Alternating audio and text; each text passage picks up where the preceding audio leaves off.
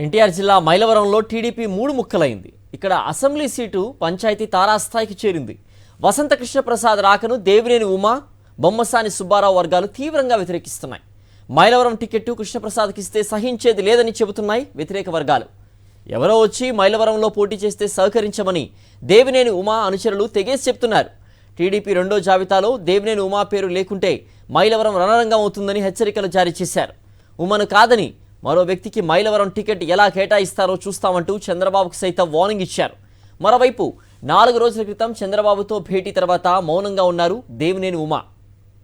నేడు చంద్రబాబు సమక్షంలో టీడీపీలో చేరేందుకు రంగం సిద్ధం చేసుకున్నారు ఎమ్మెల్యే వసంత కృష్ణప్రసాద్.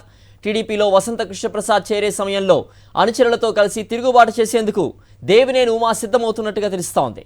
ఇప్పటికే గొల్లపూడిలో కార్యకర్తలతో శంఖారావం సమావేశం నిర్వహించారు దేవినేని ఉమా.